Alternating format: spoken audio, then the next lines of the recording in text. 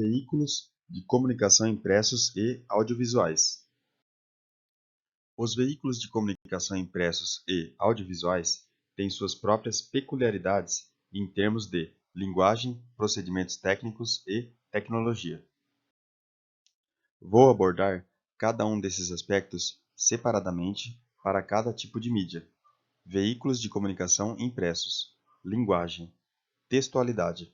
Os textos impressos geralmente seguem uma estrutura bem definida, com título, subtítulo, corpo do texto e possíveis elementos gráficos, como imagens e gráficos. Formalidade. Dependendo do tipo de publicação, jornais, revistas científicas, etc., a linguagem pode ser mais formal ou informal. Concisão.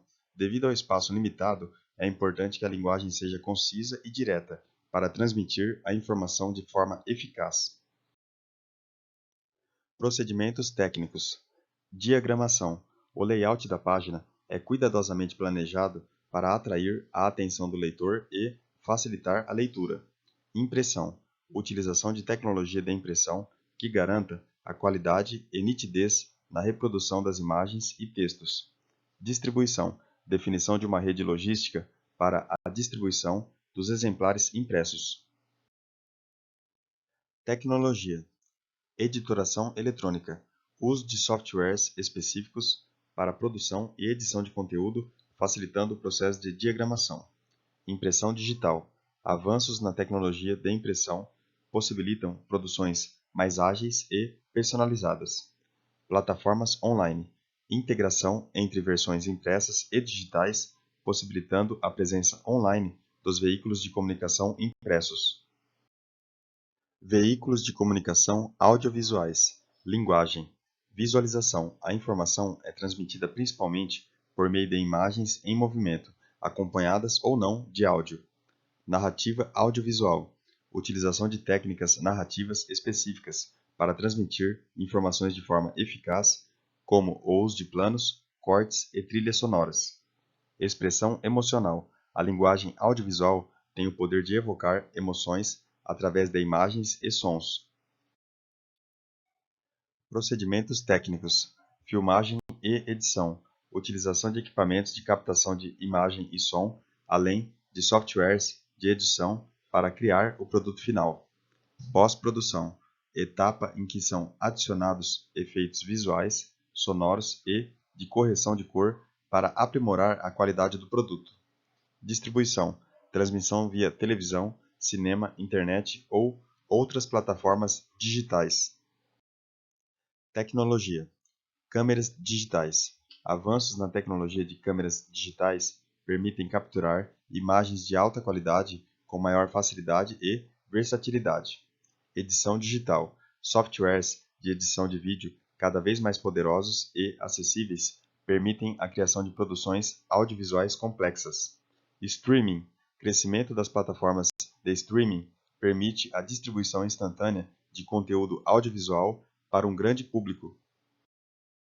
Em resumo, tanto os veículos de comunicação impressos quanto os audiovisuais possuem suas próprias características distintas em termos de linguagem, procedimentos técnicos e tecnologia, adaptando-se às demandas e expectativas de seus respectivos públicos-alvo.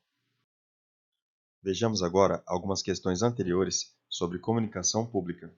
Para a boa operacionalização de uma política pública de comunicação de um município, por exemplo, faz-se necessária a compreensão do caráter diverso da população e da utilização de estratégias para dar unidade às ações promovidas pela administração e a divulgação delas.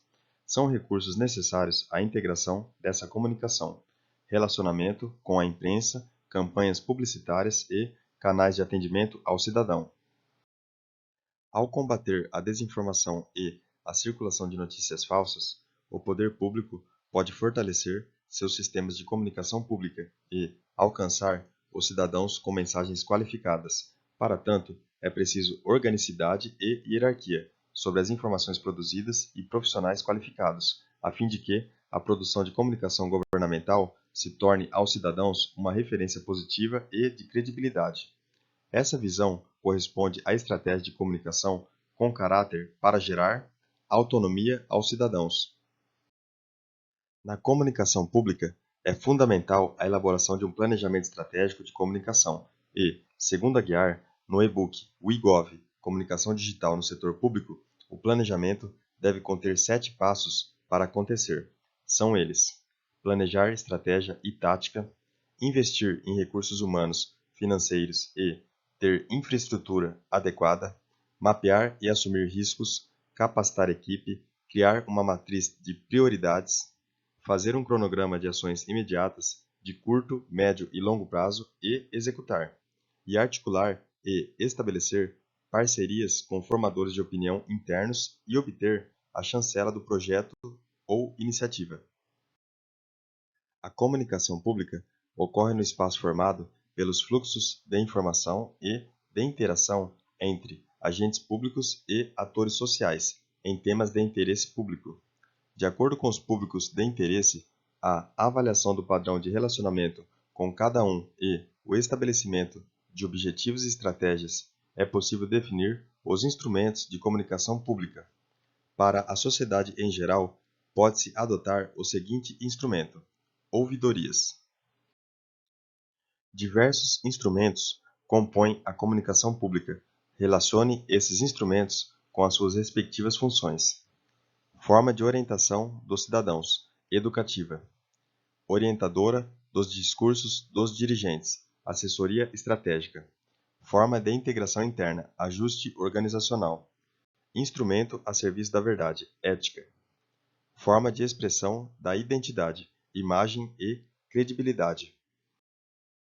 Conforme alguns estudos e definições, a comunicação pública pode estimular o exercício da cidadania numa sociedade democrática, a partir das mídias sociais. Sobre o assunto, temos: as mídias sociais podem possibilitar maior participação nos debates de interesses públicos e, consequentemente, a prática cidadã será estimulada, propiciando-se uma relação mais estreita entre governo e sociedade.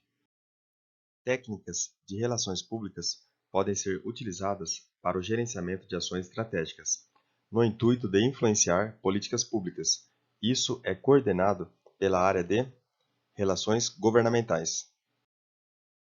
O desafio das organizações públicas é se aproximar da sociedade e, para se adaptar aos novos tempos, é preciso desde a reestruturação física dos espaços e ambientes à reorientação dos seus quadros humanos, com treinamento, adoção de novos procedimentos, formatação de canais diretos e indiretos com o público, de comunicação e informação, ou seja, da instituição de uma verdadeira cultura da transparência.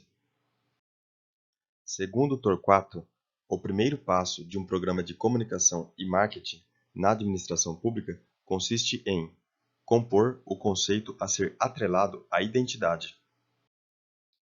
Em comunicação pública, Lopes afirma que um plano estratégico de comunicação deve conter as ferramentas e os instrumentos de análise necessários para traçar caminhos que conduzem aos objetivos e que esses caminhos são determinados por estratégias e ações comunicativas. Logo, sobre essas estratégias e ações comunicativas de formação são orientadas a implementar processos pedagógicos.